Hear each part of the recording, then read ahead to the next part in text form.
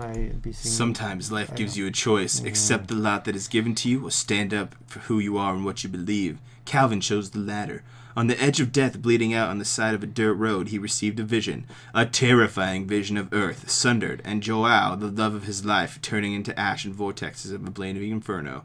Then, Calvin made another choice. He reached out into the darkness and pulled it within him. He would not die. Not today. The world needed him. Joao needed him.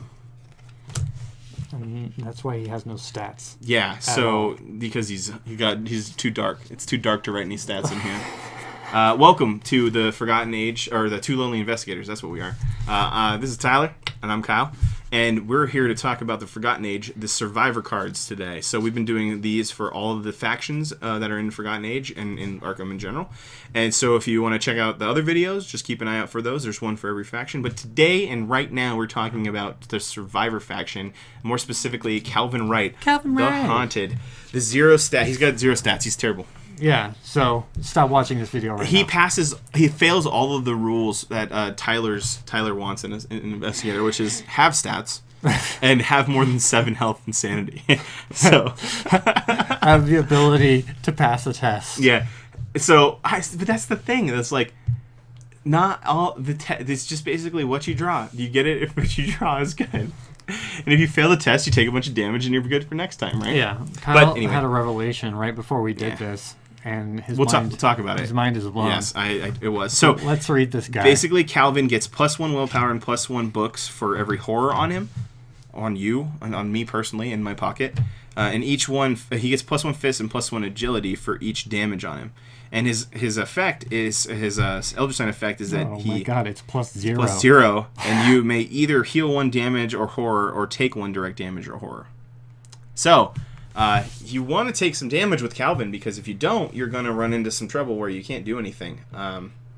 Because you really, you can't. Tyler's not wrong. Like, if you draw a -1, like, you're at -1. Like, you're at 0. You're at 0 until you draw something that's a plus, right? Which means you're going to fail lots of stuff. But he's a survivor, so he's got things like Lucky and a thing like a card that we're going to talk about in a little bit that to help him out there. But, you know, he just doesn't do anything right away. And Tyler's opinion of that was he's probably not going to get better when he can do stuff because he's about to die, right, already. Okay. He can't do anything at the beginning of the game, and that's when you need him to do stuff, because that's when you're like not getting screwed over. It's like, but that's the thing. It's like he's better when you are getting screwed over. I don't know. This is like, this is the straw that might break the camel's back for the Two Lonely Investigators. Is we're going to break up because of this. This is the schism, and then we're going to be one lonely investigator. Anyway, Calvin Wright's deck building restrictions are kind of interesting. So, 30 deck size. He's got Survivor cards level 0 to 5, Spirit cards level 0 to 3, and Neutral cards level 0 to 5. And he has to deck build with the Until the End of Time and Voice of the Messenger and 1 basic random weakness. But that's it. So let's look at the Spirit cards real quick, because that's a big part of his deck building restriction. The Spirit cards are kind of awesome. So there's Survivor cards like Test of Will, Against All Odds. Oh, sweet. I'm Out of Here as a Spirit card. Yeah, right? So that's the thing. So you have Fight or Flight and True Survivor and Will to Survive. So those are the ones that are the Survivor-specific cards. He can already take those because he can already take Survivor cards. But you get things like I'll See You in Hell, so he can sacrifice himself, get some trauma, which is going to matter in a second, and be able to like defeat enemies or kill stuff, right? I'm Out of Here, so he can just run. If you're about to die, you just I'm out of here, and hopefully there's a retreat on there, or a resign on there. I've Had Worse is pretty cool, so you can heal yourself. Let Me Handle This, he can become a tank. You have like a bunch of these Guardian cards, and then you have to start Mystic stuff like Ward of Protection. So Calvin can run Ward of Protection, which is kind of cool. Oh, that's pretty good. And he can run he can run 2 copies of it. He can run the basic copy and the copy that so the 5-cost Ward of Protection just cancels all the effects, and then you take a horror. The 2-cost one is when any investigator at your location draws a treachery card, so you can play it for other people. He gets the one that you can play for other people. You cancel the effects and take a horror. So that's really good for him. Yeah. He wants horror. Like, it's perfect. He also can play Moment of Respite, where he can heal 3 horror and draw a card, which is a Spirit card, but that's neutral, so he can already have it. And then the one card that he can have from Seeker is Eidetic Memory, which is a Spirit card. Then that's the one that lets you play Insight cards from your discard pile. So, overall, it's kind of interesting to see the cards he has a good variety of cards that he can take. Mm-hmm. Yeah, so some of them, like, I don't know if he'd ever play Uncage of the Soul. Spell a ritual card? Yeah, probably not. But I don't think he ever could. But, like, True Survivor, man. And then, so the card that I read about when looking at what he thinks he can do was Rise Against the Odds, or Rise to the Occasion. And so Rise to the Occasion is one that auto-triggers off of his ability. So it's a 3 ? Skill, right? That says commit only if you are performing a test that is 2 higher than your skill value. So at the beginning of the game, he can like rise to the occasion most tests and get +3. Oh, okay. Which is kind of cool. I mean, that's a little cool trick you could do, right? Calvin's going to have this as an auto-include, I think. Rise to the occasion. All right. But let's move on and talk about Calvin's stuff, because Calvin's stuff is cool. Calvin has one of the only assets in the game that can take direct damage or horror, which is really sweet. And this asset's called Until the End of Time. He's got a little bubble shield. He's like Glinda, the Good Witch. Fighting something terrible. Some sort of gigantic monster in like a terror realm of some kind. Yeah, dude, it's the darkness trying to eat him, and he's like, no, not today. He's got a fisticuff icon. It's cost 1 fisticuff and a mystery icon. That's a question mark. It's a talent, and he can only be in his deck, and it can have direct damage and horror assigned to it. That's cool, because that means that if you have this out, you can sit at like 2 health left a little bit easier and not have to worry about as many in-game effects murdering you. Yeah, that's pretty good. Only one of them in your deck, though. That's yeah. So it'd be hard to come by, but that's what I'd be worried about as Calvin. Is, you might when you're about to die, and then the direct horror effect just taking you out. Yeah, right. That's exactly what I worry about too. So then his weakness, though, is called Voice of the Messenger. It says you must either take 1 direct damage and suffer 1 physical trauma, or take 1 direct horror and suffer 1 mental trauma. So, that sucks, Tyler. That's so bad. Oh yeah, it's horrible, right? Okay, this is ridiculous. This shouldn't be called a weakness at all. Like this. Well, I'm serious. Like you take damage, so you're buffing your stats, which is what you want anyway, right? Right. And you're taking a trauma, which means that the next time you start with Calvin, and this is the revelation I had earlier when Tyler was talking about it. And Tyler, do you want to talk about this, since you're the one that actually saw it, and I'm just the one that freaked out and like had to walk around because of it? Well, when you get the physical trauma or the mental trauma, like you start the game with damage or horror, and it just increases your stats. So you actually do get stats. Yeah, so you get to start the game playing with stats, which is so genius. Like, it's such like an interesting aspect of Calvin's character to say, like, I don't mind dying. Like, I don't mind getting knocked out in a campaign, because next time I'll get to start with more stats then. And then you just have to worry about not dying. But the interesting other part about Calvin, and so this is probably going to be longer because Calvin was one of the like interesting points between us. He's a weird character. Is that he can play all the desperation skills in his deck, because anytime, in a way that might be fruitful, without having to like. So like a lot of the times playing the desperation skills, the ones that like require you to have 3 or less sanity remaining or whatever, are going to require you to like sacrifice a lot, because you don't want to be sitting there the whole game. Right. But with Calvin, like you're okay with that. Because then those give you four symbols for that test, and so this might be a way to build around Calvin, is play with some of the desperation stuff.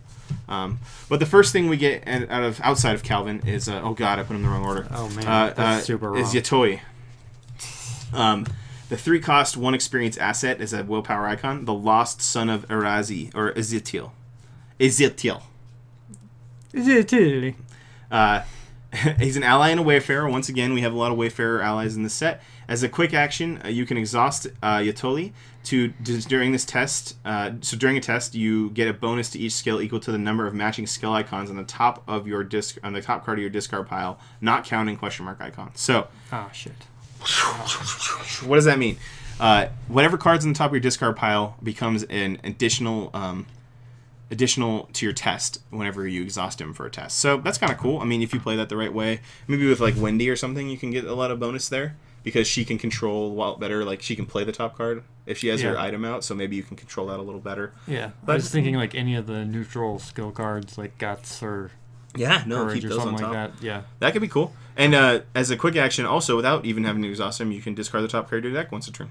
So if you're, in this game, and anything but the Dunwich cycle, having no cards in your deck isn't terrible. Yeah. Unless like something else comes out in Forgotten Age that we haven't played yet. So.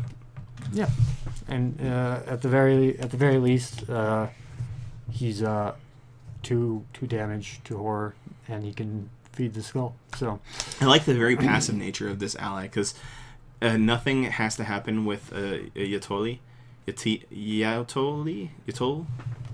Sorry, I keep thinking that's an I at the end.